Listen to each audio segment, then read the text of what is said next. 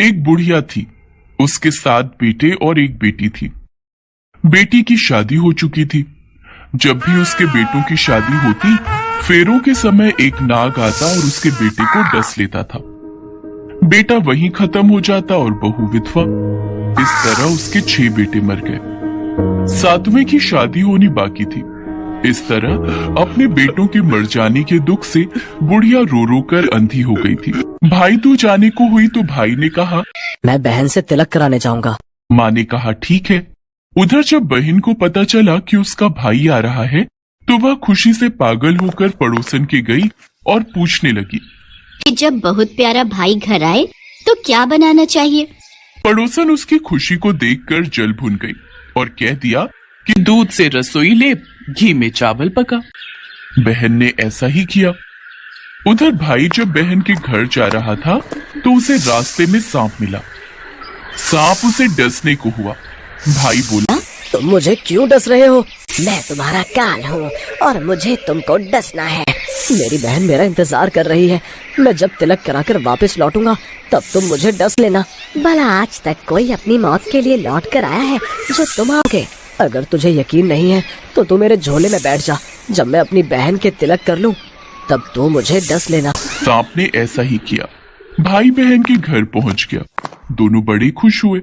भाई बोला, बहन जल्दी से खाना दे, बड़ी भूख लगी है। बहन क्या करे, ना तो दूध की रसोई सूखे ना ही घी में चावल पके। भाई ने पूछा, बहन इतनी देर क्यों लग रही है? तू क्या पका रही है? तब बहन ने बताया कि ऐसे ऐसे किया है। भाई बोला, पगली, कहीं घी में भी चावल पके हैं या दूध से कोई रसोई लिपी है? गोबर से रसोई लीप, दूध में चावल पका। बहन ने ऐसा ही किया। खाना खाकर भाई को बहुत जोर से नींद आने लगी। इतने में बहन के बच्चे आ गए। बोले, मामा मामा हमारे लिए क्या लाए हो?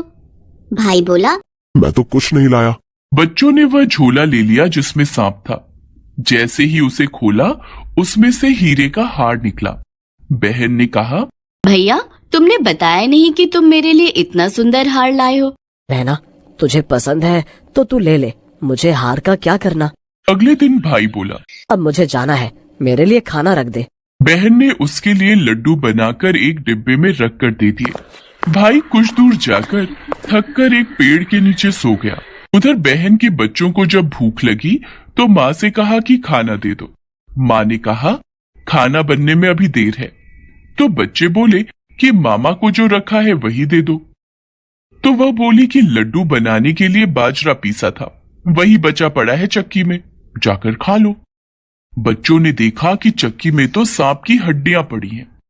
यही बात माँ को आकर बताई तो वह बावरी सी होकर भाई के पीछे भागी।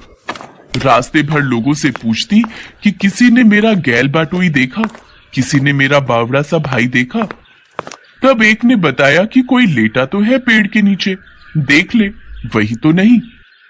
भागी भागी पेड़ के नीचे पहुंची, अपने भाई को नींद से उठाया। भैया भैया कहीं तूने मेरे लड्डू तो नहीं खाए? ये ले तेरे लड्डू। नहीं खाए मैंने, ले दे के लड्डू ही तो दिए थे, उसके भी पीछे पीछे आ गई। नहीं भाई तू झूठ बोल रहा है, जरूर तूने खाया है। अब तो मैं तेरे साथ चलूंगी। तू नहीं मान रही तो चल फिर। चलते चलते बहन को प्यास लगती है। वह भाई को कहती है कि मुझे पानी पीना है। भाई बोला, अब मैं यहाँ तेरे लिए पानी कहाँ से लाऊं? देख दूर कहीं चील उड़ रही है, चली जा, वहाँ शायद तुझे पानी मिल जाए।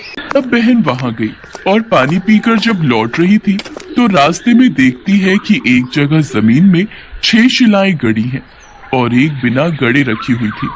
उसने एक बुढ़िया से पूछा कि ये शिलाएं कैसी हैं। उस बुढ़िया ने बताया कि एक बुढ़िया है, उसके 7 बेटे थे। 6 बेटे तो शादी के मंडप में ही मर चुके हैं, तो उनके नाम की ये शिलाएं जमीन में गड़ी हैं। अभी 7वें की शादी होनी बाकी है। जब उसकी शादी होगी तो वह भी मंडप में ही मर जाएगा, तब यह 7वीं शिला भी जमीन में गड़ जाएगी। यह सुनकर बहन समझ गई कि ये शिलाएं किसी और की नहीं बल्कि उसके भाइयों के नाम की है।